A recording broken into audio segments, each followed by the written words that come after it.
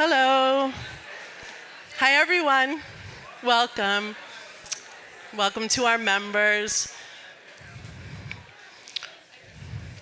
My name is Wendy Wyman. I'm the Director of Programming at Fotografiska, New York.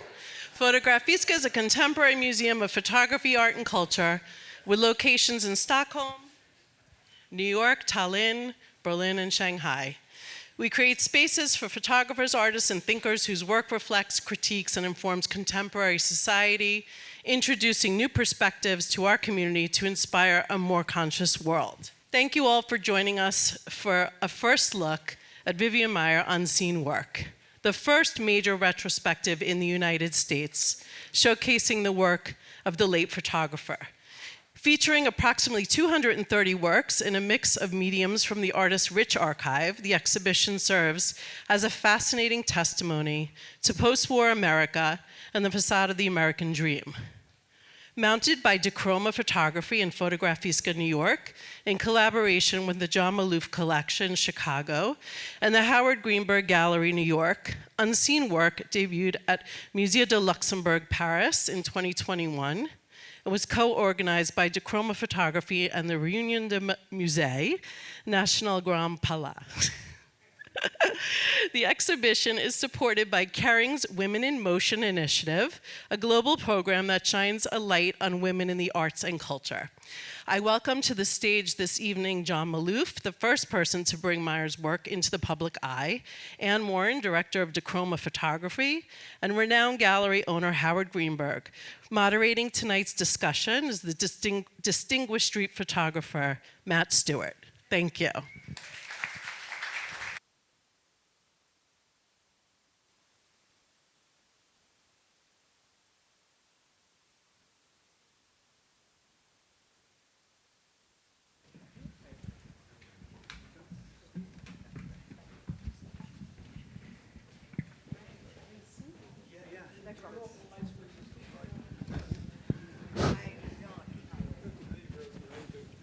Okay, hello everybody.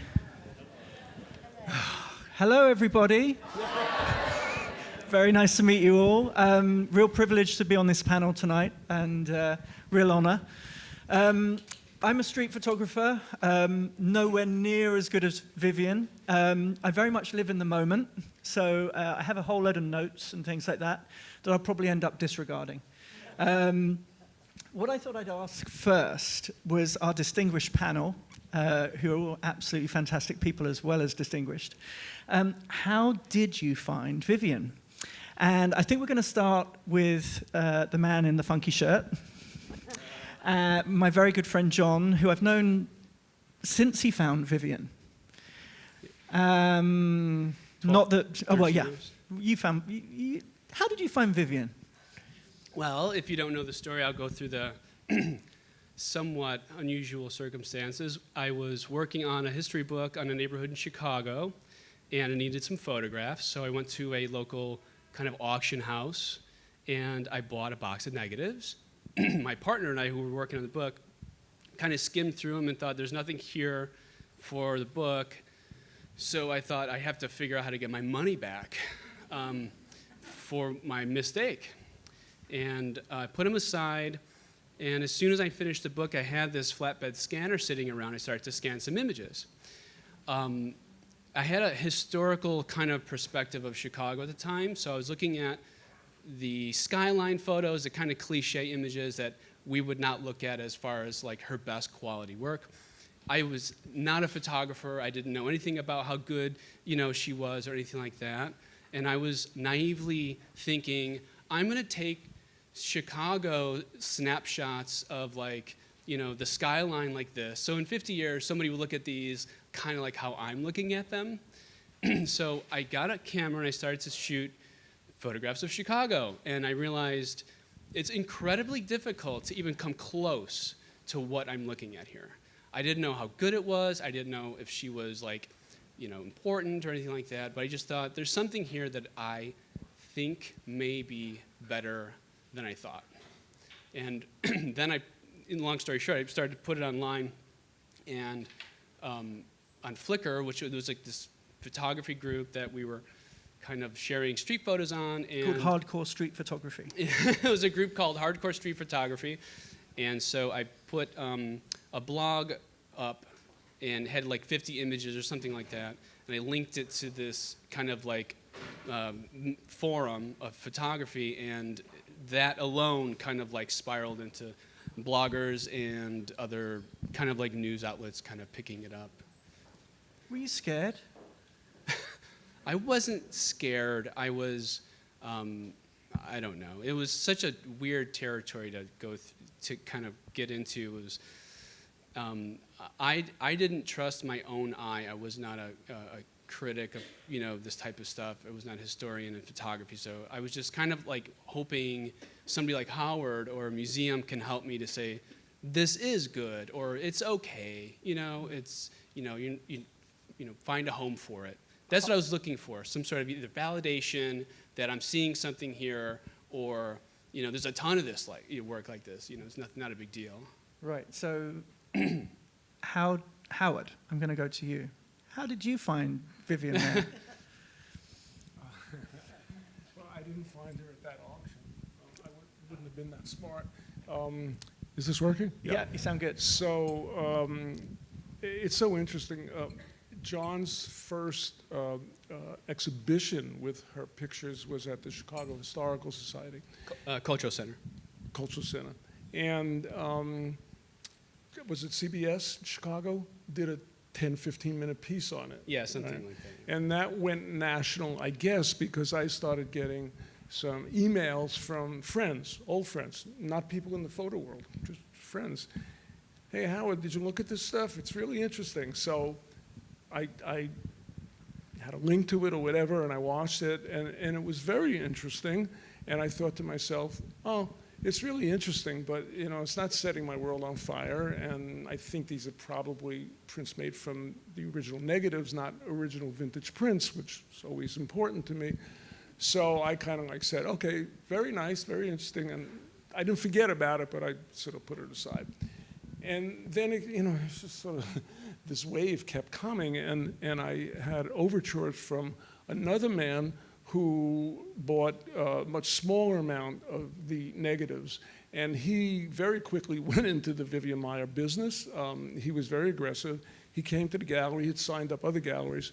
And I wasn't really interested. I kind of turned him down. I wasn't enamored of him. And the thing of posthumous prints was still on my mind. So, da-da-da. Then John sent a package, and I didn't even look at it. I told my assistant to send it back to you. You remember that? Yeah. Now he says it. Yeah. Now he says it. Okay. So what happened, though, it's really crazy. I get a call one day, this is months later, bunch of months later, from a colleague, a man who was a director of the Milwaukee Museum, who had left the museum and opened a painting gallery in Chicago. And he called me, and he said, you know the work of Vivian Maier? I said, yeah, I know all about it. He said, well, is it interesting to you? I said, well, not really. There are no original prints. He said, oh, yes, there are. And I was like, what are you talking about? He said, yeah, I have a whole bunch right in front of me. I said, really? Very interesting. Okay. And I swear, John, it wasn't more than a few hours that I called you after that, because, it was building. It was bubbling. What was it? A week later or so, I went to Chicago. Was that Russell Bowman? Yes. Oh, interesting. Yeah. Okay. Yeah, you should call him and thank him. And a week later, I'm in John's attic. And the first thing, you sat me down to look at the screen, and, what was it, 200 or so prints that Stuff you that scanned. I thought was good. Yeah. And looking at them that way, just by the images, it was like, this is good. This is even better than I thought it was. I started getting a little bit turned on. And then we were talking story, we're talking the mystery, which of course is so engaging about Vivian Maier. And then I said, well, let me see the original prints. And John had quite a few. And I looked at the prints, I said, they're not very good on the whole, but that's okay because her work is amazing, and let's give it a go. That's a synopsis of of a day and how my brain went. And I realized that I might catch a lot of criticism from colleagues in the field and others because, you know, there is this stigma about selling, marketing posthumous prints made after an artist died. But I've always felt that, you know, sometimes there's a really good rationale for doing that. It goes back to the early 1980s when I did posthumous prints of Martin Munkaci's work. He was one of the greatest photographers of the 20th century, but there was no work available, and I thought the world should see it. I had that kind of same feeling about Vivian Maier, you know, that this was really worthwhile to get into. And again, having studied psychology in college, I was fascinated and amazed by her story. I was also a photographer. There's no such thing as a photographer who works and works and works obsessively and never shows their work to another person, you know, the serious work. That was amazing to me. So, well, you know, there you go. Good. That's how I got hooked. Okay. That's good. Yeah. Anne, how did you find Vivian Maier? I would say that big stories always begin with a small coincidence in a way.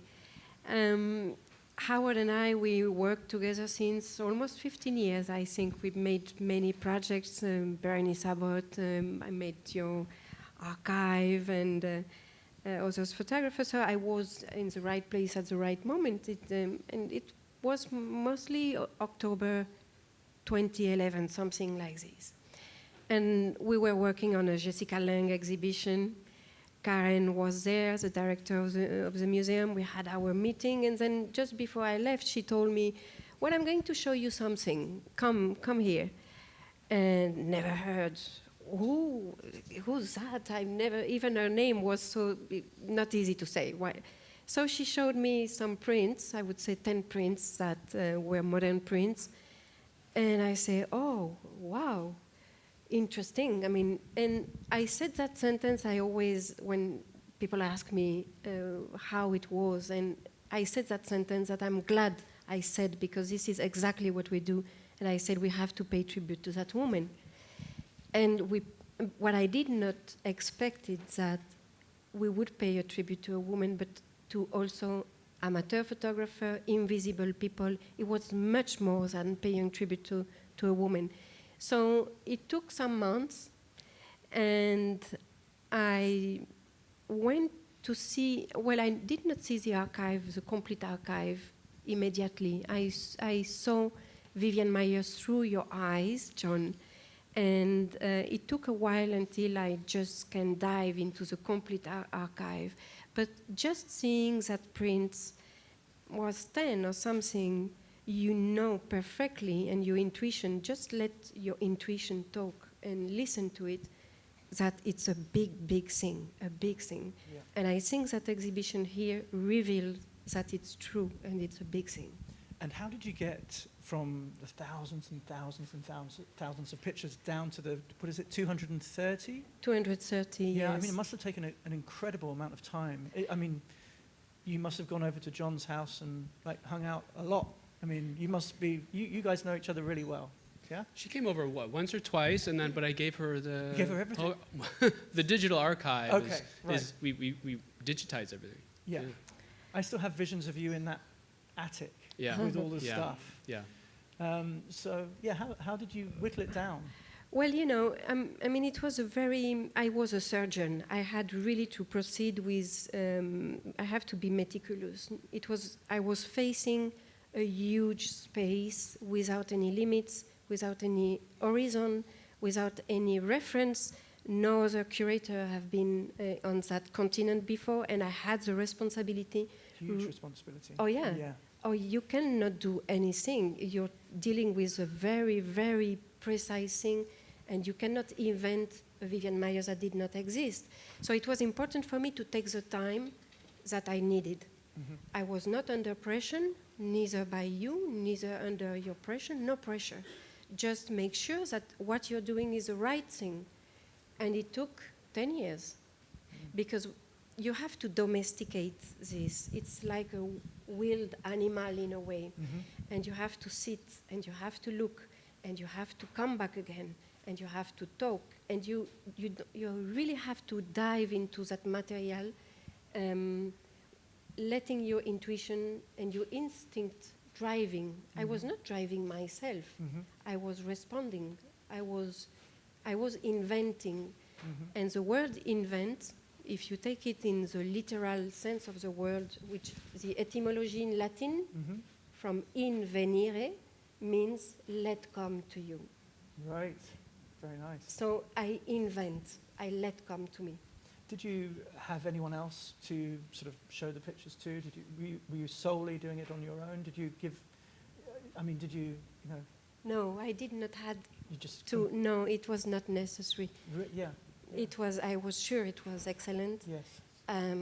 I was sure of my choice. I never, when I get into a project, I never had repentir, like, oh yes, but no, but I'm not sure. No, it's yes or it's no. Okay. And it's fast. This was a hard yes. Absolutely. Right. Oh, completely. Yeah. So I kind of draw a kind of strategy of visibility because Vivian Maier has something that which is really specific that others photographers do not have. First, there's a huge enigma, and the enigma belongs to her. The mystery is hers. You don't have to get there. The most closest you get to the enigma or the mysterious, the sickness or the opacity is deepest. You have to leave that part for her. Second thing is the discovery. It's a beautiful story, but my responsibility was to make sure and to prove to the audience that the work was enough, a big body with 2 legs facing history of photography, and our mission and our aim, and we shared that aim together, was put her name in history of photography, and it's done. Great. So John, your relationship with Vivian, can we talk about that? How many years ago did you discover her? 2007. Heartbeat, like. How's it been since? I mean, I imagine that you've had some pretty huge highs and some various lows. How's the journey been? It's been kind of a roller coaster. I mean, there's been periods where I was extremely obsessed. I think Anne goes through this. I want to say Anne is a brilliant artist curator. I mean, she really did a great job, and she sees this through the freedom of an artist. You'll see this exhibition here. It's just absolutely fantastic. We're very thankful that she's a part of this. Oh, it is fantastic. Yeah. So I would say, as far as my relationship, as you asked, in the beginning it was an obsession, and it went through to making a documentary. The obsession of scanning the negatives was kind of like an addiction. It's weird, but I kept wanting to see more. And I don't know if you felt like that looking at the archive, but I didn't see anything yet. This is all kind of like appearing on the screen as you scan it for the first time. So it was an addiction. I wanted to see what the next roll would bring. And it was about 2 years of scanning until we hired Steve Rifkin, who's here, to start all over again and do it the right way. And, well done, Steve, wherever you are. Where's Steve? Hey, Steve. He's over also there. a genius, and he's been with us from the very beginning. So we had, that was an obsession. Then finding out that, her story was kind of interesting and, mysterious and, a puzzle was a detective journey that I went down. That was a whole nother chapter. And then there becomes a time when you're just like, all right, I need a break. And, and Anne and Howard have been helping me with that. It's been a roller coaster for sure, yeah. And it will continue probably for the rest of your life. I don't know. Probably. Yeah. And Howard, we had a good little conversation earlier on about Vivian's prints and the gallery and, how successful she's been or not been. Can you give us a little, 2 or 3 minute spiel about that? I thought that was very interesting. Well, I could start by saying that I've never, in all my years and all the great photographers I've worked with, I've never experienced anything close to what I call the Vivian Maier phenomenon. Yeah, I mean, it's very interesting to me that her work, her mystique, all that caught on worldwide, the way it has. I certainly never would have predicted it. My job, okay, I got enthusiastic about the work, and we in the gallery go and do our things. We show it, we bring it around, we encourage people to look. Sometimes they buy, sometimes they don't. But in Vivian Maier's case, we didn't have to do very much. I mean, people literally from all over the world began to flock to this work. Wherever they saw it, they wanted it. They wanted it. So, why do you think they wanted it? What was the That's pull? a good question. I always try to figure out what is it, and I think, and this picture kind of says it, I think there's something about Vivian Maier that allows people inside her. Mm-hmm. There's something about her, as strange a human being as she was, and with all her obsessive issues, her pictures attract people to them and inside them. Mm. People find easily pictures that she made that they feel close to, something going on for them. Mm-hmm. It's not intellectual, in my experience. It's just a feeling that literally, because we sell so many pictures, I'd say thousands of people have experienced this. Mm-hmm. And it's very different than other wonderful photographers who we've done well with and sold a lot of pictures and all that, and why people gravitate towards those photographers. Vivian Maier stands alone. Yeah. Maybe it's a sort of accessibility, that maybe I could do this. She's a nanny. Maybe I can do this. Maybe I thought I could do it when I saw her work. Yeah. I was wrong. You tried it for how long?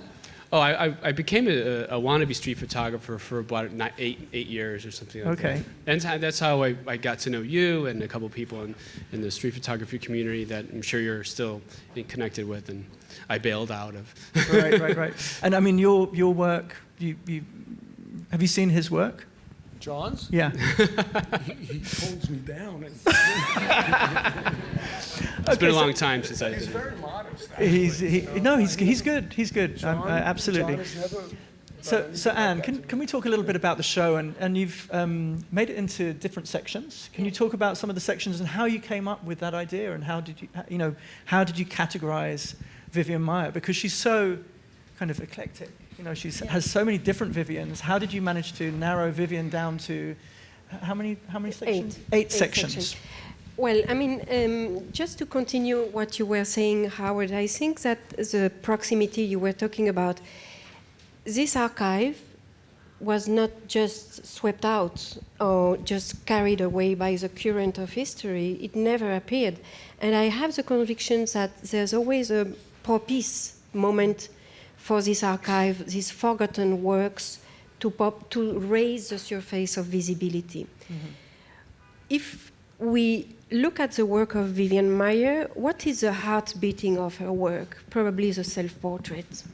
What is the problem we have right now, nowadays in our contemporary time, with selfies, interchangeable identities, I am you, you are me, I don't know. Yeah, so the big crisis we have running all over the surface of the globe right now makes the work kind of big resonance with the work of Vivian Maier. And the reason probably why she raised the surface is because probably of the question of self-representation, which has a huge resonance nowadays in the young generations. I think there's many works of, and mainly the woman photographer, came back to visibility, and it takes a long, long time. I mean, it took so long for Julia Margaret Cameron to be in the V&A collection and so on, and many others photographers. I've seen Ruth Orkin also. I mean, and so how I built the show. I really wanted to give a complete overview of that territory. And looking and looking again and again, I've seen that Vivian was a photographer of the territory, chapters, thematic, and she will, during 45 years, coming again and again to the same thematic. We cannot say that there's an improvement from a low way of writing, of a low visual way of taking pictures, to a best. There's no vertical improvement, but there's a movement from a territory to another. I don't know if you agree with me, but if you look at the very first picture she took in the late 40s in France, you understand that everything is settled at the very beginning. You see a picture she took in La Vallée du Champsaur, a portrait, and then another portrait she took 40 years after. It's exactly the same. It's exactly the same writing. And it is very interesting. There's not a really, there's no real learning curve. No. I mean, I look at anything I do, and there's a learning curve like crazy. You know, you look back, oh, it's bad. Every year or two, you're like, it's bad. Until you get to a point where you're like, I'm doing okay. And her work was pretty good right away, and it stayed after maybe 51 or 50. Yeah. It was consistent. That's very. I agree. You know, it's very true, and you see it. It's very interesting. You discover as you look at her work more and more these motifs, these ideas that she has that filter through all the work, and there's a bunch of different ones, but they're always there, like what was there in France when she was a young woman. And I find that fascinating through the lens of being a photographer, that she was so clear about what interested her visually, right from the get-go. You know, and one of my pleasures of working with these pictures all these years was my own discovery of her work. You know, I didn't see all of it in the beginning. You see it as time goes on. I'm still seeing more of it through Anne's prism. And it's fascinating to me how she really, really had very strong visual ideas, you know, and is working her whole life towards finding pictures that fit in with what she wants to see. You know? Yeah. Well, it seems that she was looking with a kind of maturity that should have been working before even she took a picture. I mean, it's not she was going to cinema, theater, reading magazine. She has a great, how can I say that, rich, nutriment. Natural. Just Intuition, maybe? Intuition, but yes, intuition, but also a kind of richness of references that was she could project into her picture. However, she was autodidact. She never learned photography anywhere. So that make her work so powerful. I mean, it's so strong. It's she's so sure of herself when she presses the button. And in the show, we added some pictures and some contact sheets, which is a great privilege for the audience. Not every photographer, not every estate would agree that, but that inform us of how she looked, how was her way of how she behaved into the space also. And the films is also a great documentation of the films, the Super 8 films. What do they show? Not what she sees, but how she sees.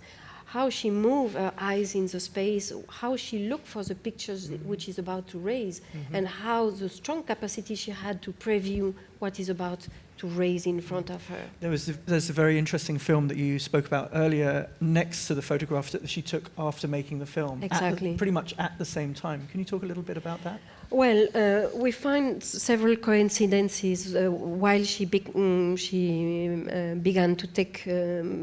She was filming in the early 60s, so she was having a walk with sometimes her Super 8 camera, her Rolleiflex, and her Leica. And maybe a child.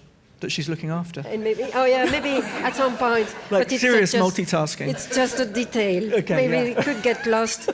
Yeah, no worry, we don't care about that. So, yeah, well, she must have been a bad nanny, but it's just a joke. So, she was beginning to film. She was filming first. In a way, she was domesticating the space, and she was looking for something. And when it was about to raise and it was about to happen, she stopped filming and she take the picture.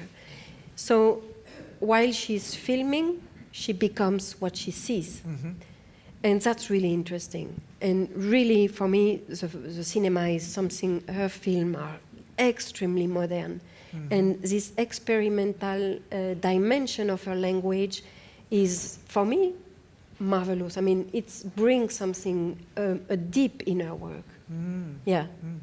More, for me, the cinema is much more interesting than the color work, for example. I don't know if you agree, the color work is maybe that, I think she missed some time to get into really the color work. Don't you think? I think she was more distant when she got into color. When she was doing this, she was up close. She was more in people's personal space. These intimate portraits are...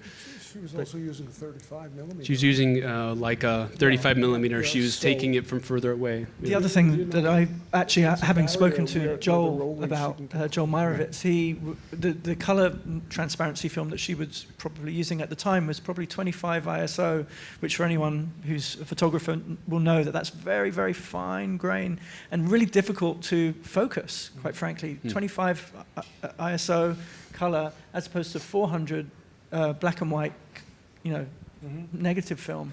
You can, it's easier with the black and white. Color is really, really difficult, especially back then. Yeah. I find it very interesting that she photographed, I'm talking black and white or color, well, black and white over and over and over, and she had the film developed, but she didn't make contact prints, right? Yeah. All these contact prints are made recently. She made the pictures, and then she went on to the next, and then the next, and the next. And that's a little crazy when you think about it. It's not crazy. That's what I do. Well,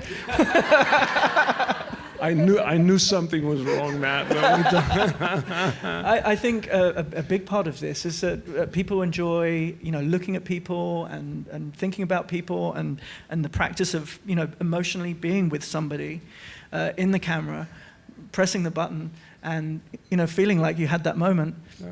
And you had the moment. I don't need to look back and prove that I had that moment. I had the moment. But when you process, if it's black and white, when you process a film, you make a contact sheet to see what you did. But that's only if you're interested in making a print. She didn't even do that. No, I don't know. But and how do you make pictures? I would say it's like having a meal, then did? doing the dishes after. You don't want to do the dishes. You don't want to do the dishes. You don't want to do the dishes.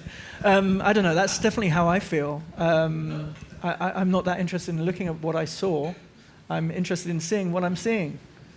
Anyway, what else should we talk about? Well, I mean... Matt, what do you think? What did you think about Vivian Maier? I'm just curious. I was really excited. Really I remember, I was part of this group, hardcore street photography, and this guy no one had heard of turns up in the forum and dumped these pictures on it, and we're like, what do you think?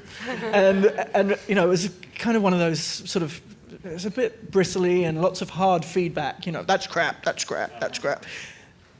John put Vivian's pictures down and it kind of blew the whole thing apart. It's like, extremely good, very, very, very good, extremely good. Oh my God, you're gonna have to do something with this? It was really exciting. And I'm just really happy that John was the person that found them, because if they had gone into the wrong hands, they could have been thrown away. They could have been left in an attic. And what was really good with what you did is that you actually, you really cared. And that was very, very obvious from the get-go. And there was no John thinking, I'm going to make lots of money from this. It was, I need to do something with this. It has to be preserved. And I thought that was, I remember thinking, this guy sounds like almost like it's kind of like, whoa, he's found this thing and he has to be careful with it. But I was very impressed with John from the get-go. I met John in 2010 and liked him then, and I like him now. So. Well, likewise. Yeah. Cheers. I got really lucky. I got really lucky to find really the best I can find, and they wanted to work with me on this, including Howard, including Steve, including Anne, many people that are a part of this that are just the best qualified people. And yeah, I mean, I got really lucky in that. You did. Yeah. But I think, good people attract good people. I mean, I don't want to, regress to a mutual admiration society, but John has been probably the easiest person I've ever worked with. Well, he's and the relationship, the back and forth, discussions, what to do, is this right, is this wrong, have been seamless. We've just always. That's when you have somebody really good right away and move you want to work with. You and just trust them. You know what I mean? Like with Anne yeah. too, I gave her the archive. I really trusted what she was doing. I said, just run with it, and you were on the same page. I mean, she had carte blanche to do whatever she wanted to do, because your record speaks for itself, and we don't need to babysit you. Well, I have to say to the audience, you never told me even one time, no, never, ever. And I mean, I had a carte blanche since the very beginning, and I mean, it was a 100 trustful relationship with between the three of us, and it makes us things so easy while you're building something, a strategy of visibility, because it could have been a pop-up like Vivian Maier up 3 years and disappeared for totally. So we had to be very careful, and we have to be confident between us. And it has been completely transparent and easy and pleasant, nice. I mean, generous. Generous is the word, and that's it. And if she's where she is, it's because of my men. No. Come on. No. Okay, right. I'm going to. I have some stuff on my phone that my dad sent me. I was like, Dad, give me some questions. Okay, questions for Anne. There are prints from the early 1950s all the way through to the 1990s. In what way does Maier's practice change over this time period? From 1950 through to 1990. I mean, is there a point that you think that she... Well, I mean, for me, I think there's a moment in her life in which she will really go up. While she's in Chicago from 1956 to 1967, she's in that family. I think she's happy. Mm-hmm. Mm-hmm. I think she opened new territories in her language. She pushing the limits of photography till cinema. Mm-hmm. She's just including that dimension of time in her pictures, and she will go to the age of the cinema. And then when she left the family, I have the sensation that even the consistency of her eye is slowly drifting, really slowly drifting. For me, the best moment when she was feeling well, I think she was happy with those kids, which had a great influence on her language, was that time. And it was a big, big stone for her, I think, where she rested and where she experimented things. And I would say that it would be something like that. It's not very, it's not very high and very down. Pretty consistent. Yes. Okay. During 45 years. Can I add that in the 70s, is when she had a lot of unprocessed film from black and white starting, and that went into her. She switched to color in the 70s, late 70s probably. Yeah. And only did color. And so she started to hoard or not process her black and white film in the 70s, and then moved to color and process almost none of that. Right. But then she's also starting in a certain period focusing on almost like still lives of like newspapers and like shadows and a caterpillar or something. Like it became a little bit less street important and more like less a people. Story. There were less people, as far as I can tell. Yes. Yeah. Do you think her passion started to die down? I don't think her passion. I would say that she was obsessive for sure, and she captured moments And you know, she was what we call a hoarder, you know, because she technically saved newspapers stacked up in storage lockers in apartments or locked up. And you know, a lot of the newspapers she saved were stories that she wanted to keep for some reason. She didn't want to throw out. And I think some of the photographs are memories that she was taking and stories she was trying to save, and she could care less what happened to it afterward. That's just my theory. I mean, that at a certain point, I feel like it was about, you know, capturing part of these bits of life that she's noticing. Like she saves the newspapers and saves, you know, the Like a diary. odd-shaped Like a crushed diary. can she found in the street, you know, stuff You like know, that. My sense of it is that her mental illness, and have to believe that she had mental illness, and it accelerated as she got older. And as that happened, I think she withdrew from people. What? You know, I mean, mental illness as in depression or? What? what would you call it? I don't know. You know, she you know, I don't know. I mean, but I do think that she was completely an obsessive person. Right. I think that she had issues, social issues. she definitely has never- social issues. You She know, had, she you had know, all kinds of issues. I think that only got worse. as and she I got heard a older. lot of stories about how somebody would say hi to her and she would get offended by it, or, you know, something like that. There's cards that she has that say, that are made out to her and said, Vivian Maier, or, Vivian, I hope you're well. I know how you won't like that sentiment. Yeah. You know, so there's some sort of like thorny side to her personality with certain people that, you know, I think she put up a barrier for some reason. Right. But Right. I mean, that's maybe what you're getting at to some degree. I don't know. And the photos were her way of communicating. That's what I think, yeah. It usually is with photographers. And I mean, what do you think, Anne? I mean, Well, I think she was collecting her world. I think she was doing an inventory of her time. I think she was a rack picker. And well, it was. I mean, it's a very poetic thing to be a rack picker. I mean, A pack rat, you mean? Like a hoarder? A rat picker. There's different terms in a different rat countries. picker. I like rat picker better. Well, rat I mean- picker A is rat good. picker's a little different, especially in New York. You know?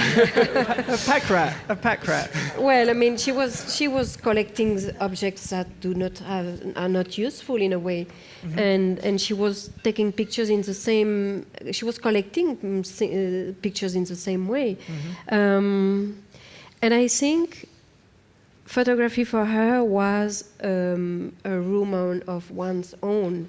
It was a place where she was free. It was a place where she had a name. It was a place where she can exist. If we see her life, she was living in the house of others. She was living, serving the others. She did not really have roots. No. She was hidden. She was invisible. She was no one. Yes. She was even not wearing a name. She was just the nanny. Yes. And at the end, when a society erases you all the time, maybe you have to find a place to be yourself. And photography was a room, and a mirror. It was a mirror. yeah, Yeah. absolutely. And this is what this is my perception. We cannot really affirm anything that it was like this or it was not like this. You can have intuition of something, and there's plenty of Vivian Maier. Each one has his own Vivian Maier because she's someone who does not have any face, and we reflect our face in her face. This is why I think she's so popular, because she's no one, but she's each one of you. Each one of you have your own Vivian Maier. Yeah. And she was invisible, and now she's an icon. And that's just a great thing, because this is what happened nowadays in our society. You could be an icon. You can have your 15 minutes of success. But she's here, and she came to stay, and she's staying. So it's 7:15. We're wrapping up at 7:30, okay, I believe. 7:30. I'm going to start asking some of you guys to contribute. Can we do some questions? Anyone would like to Oh, hello over there. Anyone? Oh, yes, there's a gentleman here who's got his hand up. Well, Nice and. Oh, yes, yes. Yeah, Am I going first? let's start with you. Yes. Hi, my question's for John. Also, thank you to all of you for doing this panel. So normally in these kinds of circumstances, a trove of archives land in the hands of a family member, of an assistant, someone who's had history with the artist. This might sound like a strange question, but I wonder how you view, I'd love to hear you talk a bit about how you feel about your relationship with Vivian, the person, given the circumstances. I know that's a strange question, but I'd love to hear your thoughts. I've had people ask some of their similar things.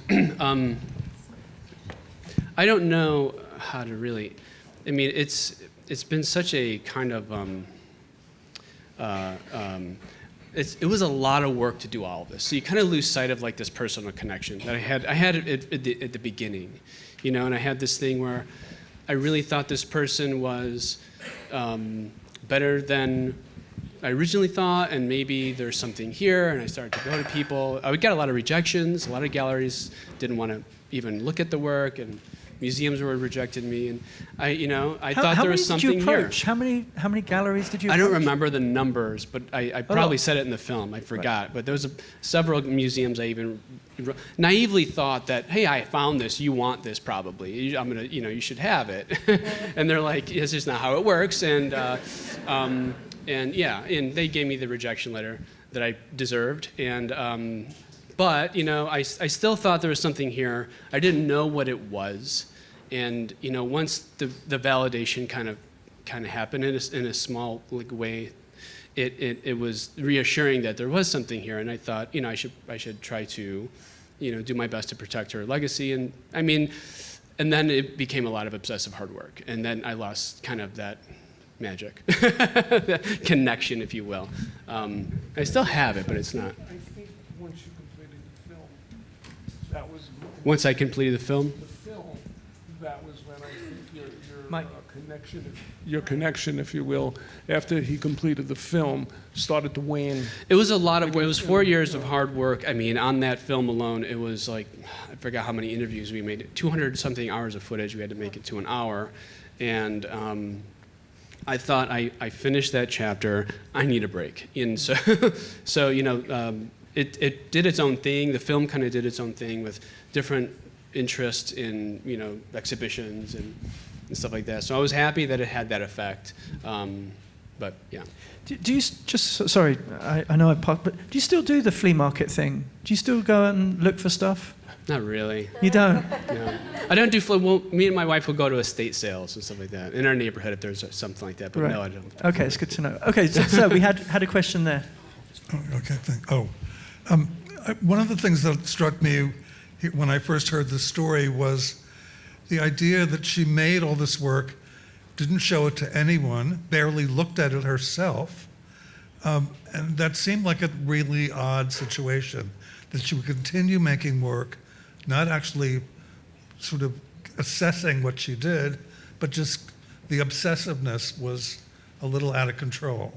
Because you said this is her way of communicating. With who? With no one, really.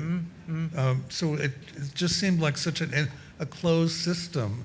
I'm just puzzled that she was able to continue that. I think as maybe as an artist that she was, art is a way of kind of like, it's a way to get your obsessive desires out in different mediums, and sometimes you just have to do it. I think with her, it's just my opinion, I don't think she could have handled any sort of criticism. If she would have put up there, it'd be very vulnerable. She doesn't have any real family or kids or something to, or a group of other photographers. She could be like, oh, this is rough. I got this critic just, destroyed me. She had nobody to kind of like bounce anything off of. So I think, in my opinion, I think it was like, she couldn't risk. I mean, she was very strong-willed and opinionated. I don't think she would want anybody telling her her work was not a certain way. Right. That's just my take. So she just wanted to just leave it be and make it. Yeah. Vince, I was struck the same way, what you're saying, and that's one of the reasons that I decided to work with John in the pictures is because I had never encountered any photographer who did anything like that. It seemed, I mean, you know, it just doesn't seem natural to work that way and just not show anyone. Yeah, so the question is why? You know, what pushed her forward to keep making these pictures, keep making these pictures? It's a good question, you know, and part of the mystery. Okay, we have another question over here. Okay, so bear with me. I'm going to put her on a spectrum, and I'd like you to contrast it with the opposite side of that spectrum. So, untrained, no career ambitions, unschooled. She isn't in the conversation of fine art photography writ large. So she's on one end. So my question is to you: who are the people on the other end of the spectrum? Well-trained, career ambitions, a lot of talent. And so what do you see the differences between what she produces and what, say, people on the other end of the spectrum produce? It's an Anne question. Okay, it's a Howard question. I'm not sure, but I'll answer it if I can. I think, first of all, it has to be mentioned that she wasn't completely naive. She came from a background of some photography.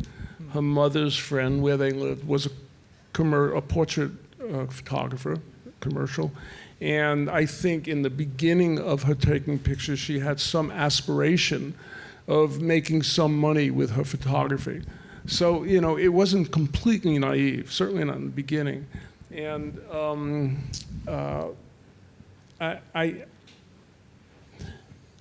I think what happens, though, you know, quickly as she evolves, the difference between someone who's very schooled and you know, studies the art of photography and all that kind of stuff, is she's allowed herself to simply go off on her own tangents.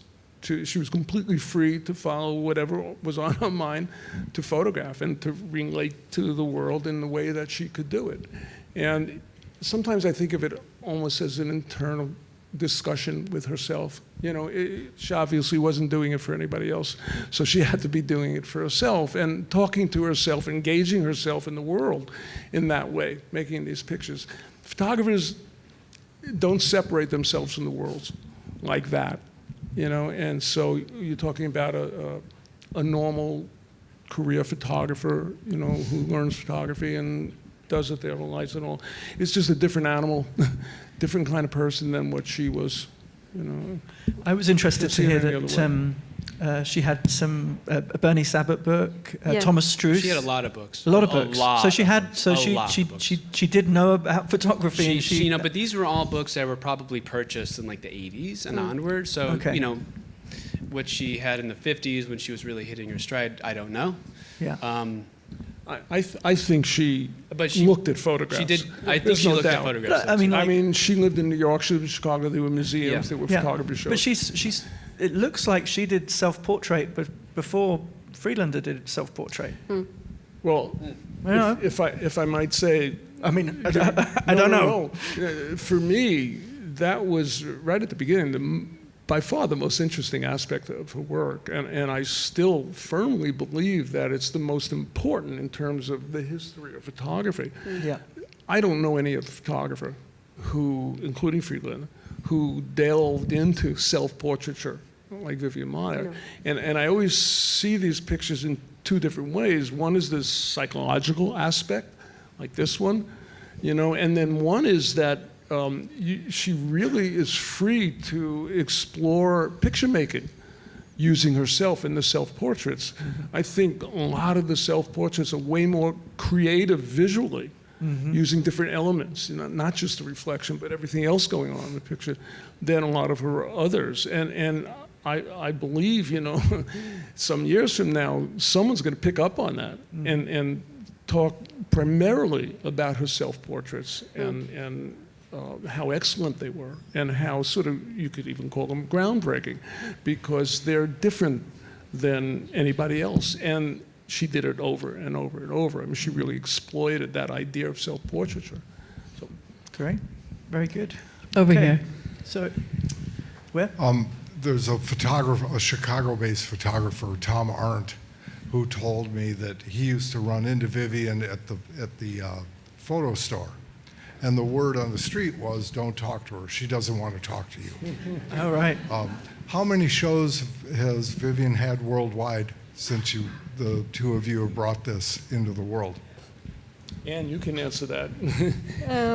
Well, we began in 2012, and I think we did something like 40, 40 exhibitions. But it was like you have to build a strategy of visibility that is sustainable in time, because if it's to bring her work and she disappears after a few years, it does not make sense. Really, it's a long-term relationship, and it takes a long time. Also, I just wanted to jump back to what we said about the fact that we have to consider also that Vivian Maier could not really push the limit of the position of the woman as she was in her time. What does that mean to be no one in the 50s and trying to embrace a career as a photographer? Imagine we move to today. The case is different. She could embrace a career, she could be an independent photographer. So, I mean, again, in that book of Virginia Woolf, she said women are linked between them, and they give them the baton, they push the limit of their freedom, and they give it to the next one, and the next one continues that thing. So I think Vivian would never had the chance to be a professional at that time. However, she had all the quality, and probably she would have never bear any comment, any critique from a magazine or whatever. But that question is really interesting, and that this is something important. I mean, if we look at the history of photography, and this is a conversation we will have next week in the frame of Women in Motion, that I'm very glad to take part of. What is the role and how the career of women photographers were developed? It was very precarious at the very beginning of history of photography, and it has been a long, long way. And can you believe it's still not finished? It's still not finished. For example, an institution like Jeu de Paume in Paris, the program is not equal from men photographer and women photographer. And by the way, one day maybe we will stop talking about women photographer and stay just photographers. Yeah. Sorry for the long. Yeah. Big round of applause. Okay. We have one more question, or maybe two. Hi, to your point, I'm glad you brought that up. Oh, well, let's just 1 second. I can't hear it. Really? All right. That's going to go on forever. Can you be loud? To your point, no one else has brought up that she is a female photographer in the early 60s. She is of a certain age where she's invisible. She's in a job that she doesn't particularly care for. She has these children in tow that she really is ambivalent about. The only control she does have is capturing the world in her camera. And she has those for herself forever, for no one to see, and not even for herself to see, because she doesn't need it. It's the process. It's not what it comes after. That's true. But it's never late to repair history, by the way. It's never late. So we just have one or two more questions, and then a final question that I'm going to ask. I'm curious about the prints. What did you all decide in terms of making prints? Who decided sizes, editions? Who printed them? What type of printing did you do? Well, I recommended to John that Steve Rifkin make the prints. I know Steve for a long time. He's a great printer, and for some reason I thought he could handle this really well. I don't remember, Steve, if I had seen other prints you made on the paper that we use. I don't know, Howard. I can't remember. I don't But remember I either. do remember it was the paper right away, and I felt it was the right ones. It was about, Sorry. I think it was Do 11 you or remember 12 what paper she asked? The paper that we're printing on? Yeah, I guess. It's Ilford Warm Tone Matte. Oh yeah, Ilford Warm Tone Matte. I do remember John calling me up and telling me he wanted me to make these prints, and I said to him, well, okay, send me one negative and let's start and let's develop a vocabulary about how you want this to look. And John sent a notebook with a group of negatives marked, and I said, well, which one? And he said, print one, I know you want to print one, and then keep printing. So it was. I remember also we decided, because I think this is kind of important how we develop a posthumous body of work for somebody who we don't have notes on her.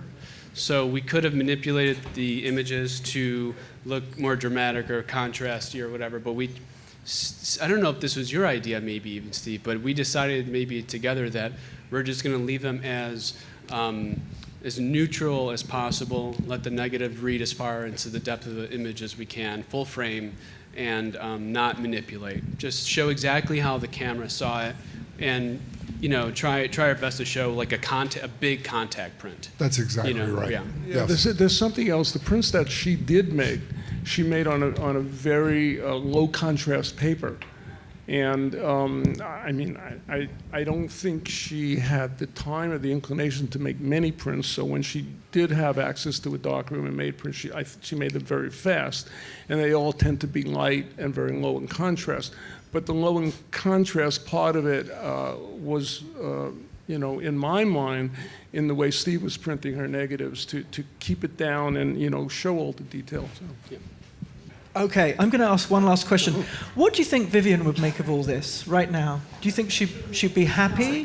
Do you think she would? I have no idea. What you? I don't think she'd be very happy. You don't? I don't know though. I would really want her to be happy, but I just don't. I don't know. I mean, knowing how meticulous she was, there's going to be a lot that I did wrong. You know. I mean, I'm just being honest. It's There's great no that you way are. I did everything according to what she would want, but we're trying to do our best to show her work and respect her work. I don't know if she would want the criticism or the fame or us talking about her, all this. I don't know. Maybe she would love it. She was really into celebrities. She had a lot of stories about them. She would talk about them. She would see films and read about celebrities. So maybe becoming one would be kind of interesting for her to some degree. I don't know. How about you, Anne? Well, I think she let the door open. She could have taken everything and put it in the trash and forget it. Right. But the door was just a That's little true, bit yeah. open, and it happens. We celebrate her. We pay a tribute to her. We treat her with great respect, and it's a pure joy for the audience. You cannot imagine how many amateur photographer project themselves on her, and they make works, and they. I mean, it's a beautiful impulse. It's a beautiful movement. Why should we take it out? And also one thing, it has been, everything is going, it's easy. We don't have much problem. So at some point, that means that maybe it has to be in that way. Yeah. If she could have done what a lot of artists do is destroy their own work to make sure it doesn't get out there. And she left it in extremely good condition. Cataloged it and kept it in nice, neat, And it fell into extremely good hands. Well, thank you. Yeah. And speaking of hands, we're going to wrap up now. So, On behalf of Fotografiska, Matt and John and Howard, thank you so much. As many of you know, we have another 800 people joining us in the museum. So this floor will convert to live music and enjoy the galleries. Thank you all for coming.